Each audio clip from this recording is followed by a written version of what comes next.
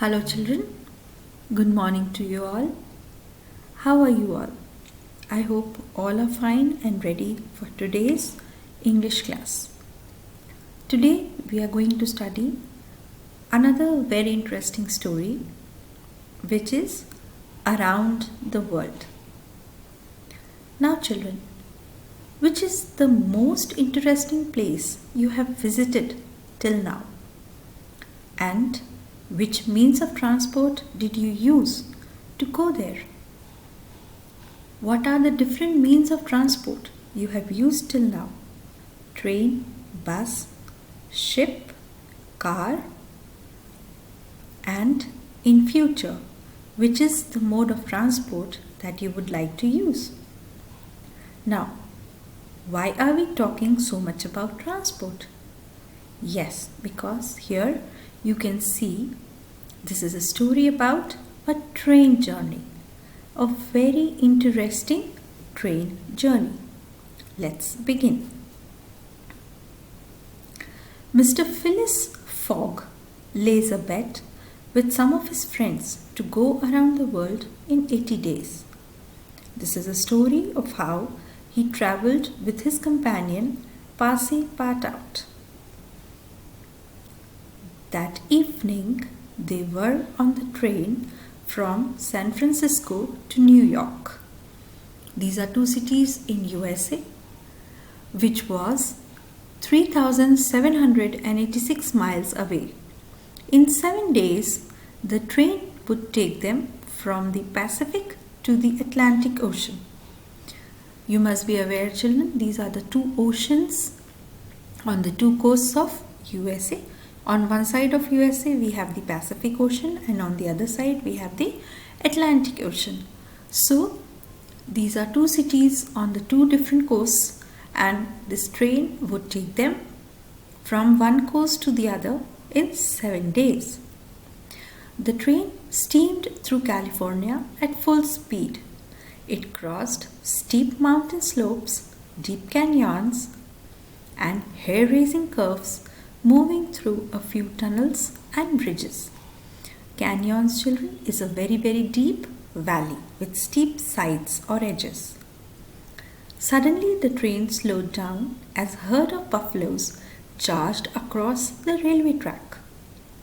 Now, since the buffaloes came on the railway track, the train was forced to stop till the procession passed like a great brown river. Now here the author calls the buffaloes to be like a procession because they were great in number. The herd took a full 3 hours to cross the tracks. Now you can imagine, children, how many buffaloes there were. It took them 3 hours to cross the tracks. Night had fallen by the time the train could move again. The train headed for the steep mountains. This was the most difficult part of the journey with its winding roads. As you are aware, on the mountains, the roads have different turns, curves, since they are the mountainous roads.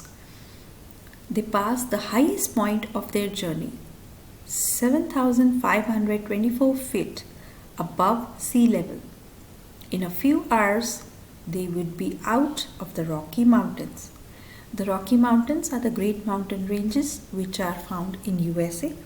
So they were crossing these mountain ranges and they were at the highest point of their journey. After the passengers had taken their breakfast, the train gave a shrill whistle and braked with a jerk and came to a halt. Passepartout, a French passenger, went to see what the matter was. There was nothing to be seen. The train had halted in the middle of nowhere. There was no station in sight. So all of a sudden again the train had stopped. And so the passengers, especially Passepartout, who was the companion of Phileas Fogg, came out to see what had happened. Suddenly the train had stopped. And they found that there was no station there and they were absolutely at a place where there was nothing. He heard the signalman say, "The train can't go on. The bridge near Medicine Bow won't support the weight." It was a suspension bridge and some of its cables were broken. So children, there was a river and over there was a bridge which was broken and the train could not go ahead. The driver of the train said, "Perhaps there is a chance of getting across the bridge by letting the train proceed at maximum speed." Now the driver said, "If we let the train to go at full speed, then maybe we can cross the bridge." All aboard. All aboard means the conductor said all the passengers to get on the train. The passengers got on the train and the driver reversed the train for nearly a mile. Reversed is to go back. Then he gave another whistle. The train began to move forward so fast that it was frightening. The passengers had the feeling that the train was not resting on the tracks but was floating through the air. So the train was being made to run at a great speed.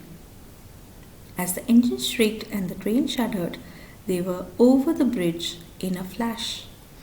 As soon as they passed over the Medicine River, the bridge crashed down into the raging waters below.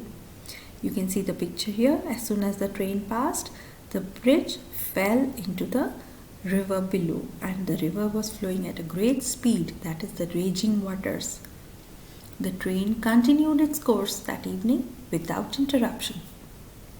As the train moved forward the next day, it was suddenly attacked by hundreds of Sioux Indians.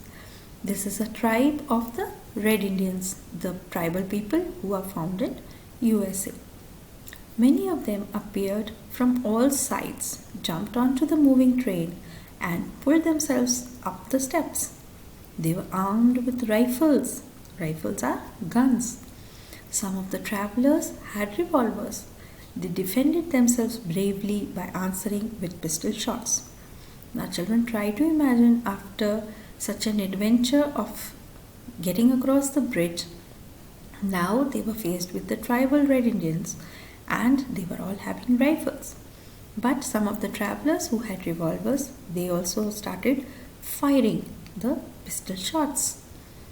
So there was firing from both sides. You can see the tribal people here. The conductor cried out, "The train must be stopped or we are lost." "I will go," said Passepartout out. He opened the door and unseen by the Red Indians, he slipped under the racing train and holding on to the chains, he slowly reached the engine. Then he separated the engine from the coaches. They started to slow down.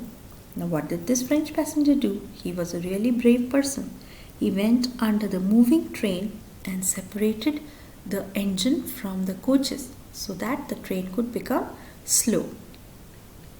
They had neared a station where soldiers, attracted by the sound of shots, hurried towards the train. The Red Indians on board saw them and quickly jumped off before the train stopped entirely. So now they were safe near a station and soldiers were attracted by the sound of shots. And so the Red Indians who were on the train, they jumped off and they were safe again. Now this is a story by Jules Burns and this has been taken from a novel, Around the World in 80 Days. If you get a chance, children, you must definitely read the novel. Let us study the new words here. Procession, a body of persons or animals walking together. Canyons, deep narrow opening, usually with a stream. Supporting, keep from falling. Conductor, person in charge of bus or a train. Hurried, moved, worked quickly. Now children, you must carefully read the lesson at least twice, learn all the difficult spellings and write the word meanings in your notebooks. I hope you enjoyed the story. Take care children. Bye for now.